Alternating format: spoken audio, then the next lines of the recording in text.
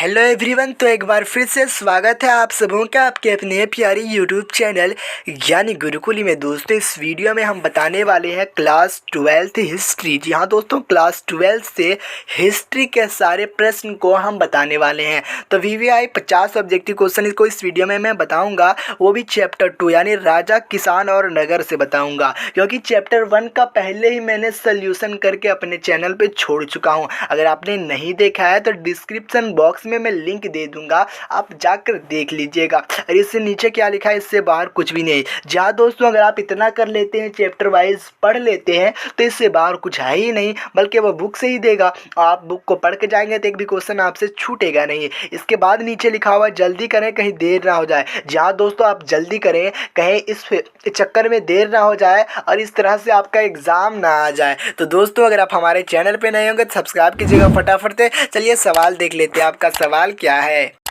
देखिए, इस वीडियो में हम इतिहास बताने वाले हैं, आप लोगों को पहले बता दिया। और ये है किताब 2 यानी बुक 1 है, ठीक है, यानी भारतीय इतिहास के कुछ विषय भाग 1 है। इसमें आप लोगों को पता होगा हिस्ट्री में आप लोगों का 3 बुक होता है और ये भाग 1 है। प्राचीन भारत, राजनीतिक एवं आर्थिक विकास चैप्टर 2 है, आरंभिक राज्य और नगर, आरंभिक राज्य और व्यवस्था, ठीक है, आपको चैप्टर 2 है। चलिए फटाफट से सवाल देख लेते हैं, आप लोग दोस्तों के पास शेयर कर दे फटाफट से, ठीक है। चलिए आपका पहला सवाल क्या है, बौद्ध एवं जैन साहित्य के मुताबिक 6ठी शताब्दी ईसा पूर्व में कितने महाजनपद थे। तो आप लोगों ने पढ़ा होगा कि 6ठी शताब्दी ईसा पूर्व में 16 महाजनपद थे। कितने थे? 16। चलिए प्रश्न संख्या दूसरा देख लेते हैं, 16 महाजनपदों में सबसे शक्तिशाली कौन था। तो 16 महाजनपदों में जो सबसे शक्ति महाजनपद था वो था मगध था, ठीक है, सबसे शक्तिशाली था। चलिए अगला सवाल देख लेते हैं। अगला सवाल क्या है, किस पुराण में मौर्य शासकों का वर्णन है। तो किस पुराण में मौर्य शासकों का वर्णन है, यह बहुत ही इंपॉर्टेंट प्रश्न है। इसका प्रश्न संख्या तीसरा सही हो जाएगा, यानी ऑप्शन नंबर सी विष्णु पुराण। चलिए अगला देख लेते हैं, मौर्य साम्राज्य का प्रथम शासक कौन था। तो मौर्य साम्राज्य का जो प्रथम शासक था वो थे चंद्रगुप्त मौर्य। प्रथम शासक चंद्रगुप्त मौर्य, और दूसरा शासक अगर पूछे तो दूसरा शासक अगर बिंबिसार हो जाएगा, और तीसरा शासक अगर पूछे तो अशोक हो जाएगा। आप लोग कंफ्यूज नहीं हो गया। प्रथम शासक चंद्रगुप्त मौर्य, चंद्रगुप्त मौर्य के बेटा बिंदुसार का बेटा अशोक, यानी प्रथम शासक चंद्रगुप्त मौर्य, दूसरा शासक बिंदुसार और तीसरा शासक अशोक। चलिए फटाफट से सब्सक्राइब करते जाइएगा, दोस्तों के पास शेयर करते जाइएगा।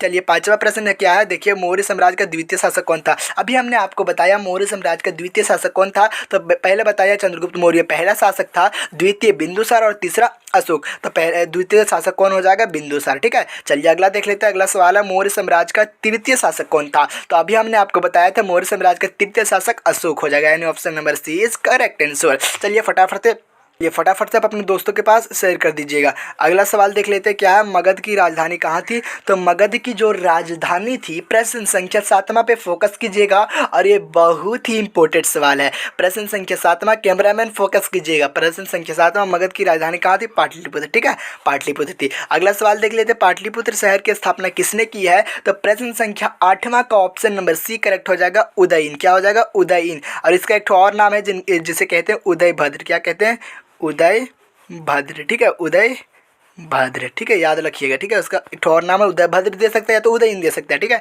याद रखिएगा। अगला सवाल देखते हैं, चंद्रगुप्त की मृत्यु कब हुई। बहुत ही इंपॉर्टेंट सवाल है, चंद्रगुप्त की मृत्यु कब हुई। तो इसका ऑप्शन नंबर ये करेक्ट हो जाएगा, 300 ईसा पूर्व, 300 BC में, ठीक है। चलिए अगला देखते हैं, मेगास्थनीज भारत में किसके दरबार में आया था। मेगास्थनीज भारत में किसके दरबार में आया था। तो मेगास्थनीज जो थे ना, चंद्रगुप्त मौर्य के दरबार में आए थे, यानी ऑप्शन नंबर ये इज करेक्ट आंसर, ठीक है।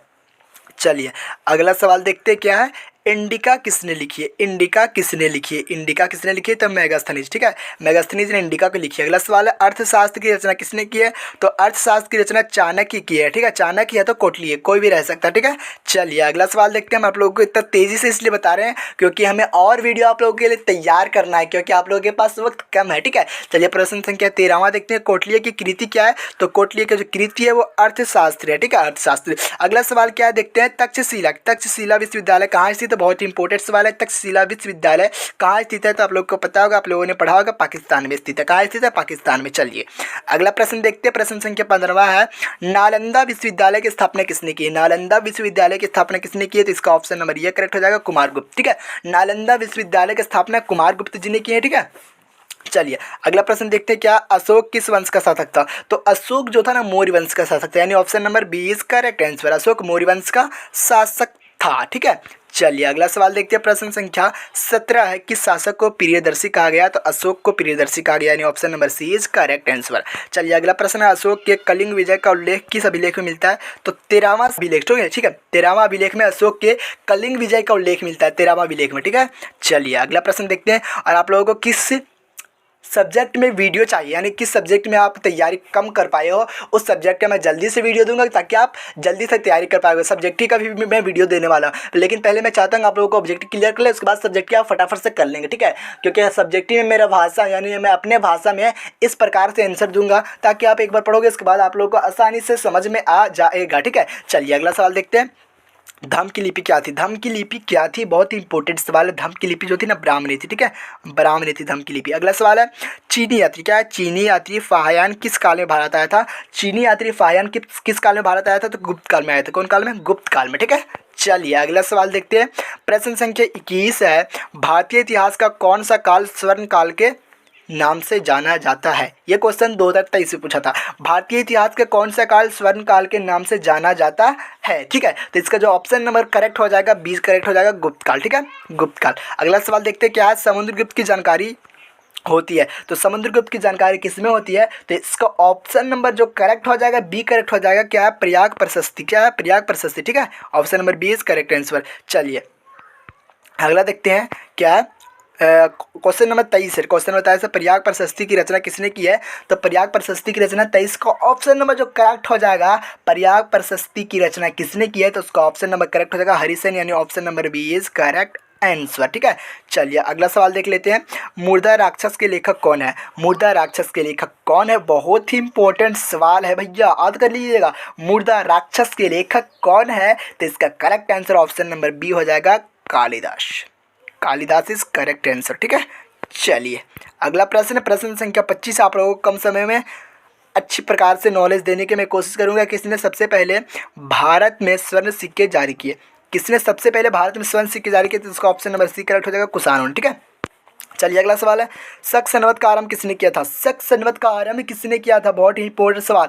शक संवत का आरंभ किसने किया था? तो कनिष्क ने किया था। Option number D is correct answer, ठीक है। चलिए अगला सवाल देखते हैं। प्रश्न संख्या 27 क्या है? अपने स्वयं के खर्चे से सुदर्शन झील की मरम्मत किए थे। अपने खुद के खर्चे से सुदर्शन झील की मरम्मत किसने किए थे? तो इसका ऑप्शन नंबर सी सही होगा, ठीक है, रुद्रदमन। सी सही होगा, रुद्रदमन, ठीक है। चलिए अगला सवाल, सवाल नंबर 28 है, अष्टध्यायी की रचना किसने की? सॉरी 28 है, अष्टध्यायी की रचना किसने की? तो इसका ऑप्शन नंबर ये करेक्ट हो जाएगा, पाणिनि। ऑप्शन नंबर ये पाणिनि।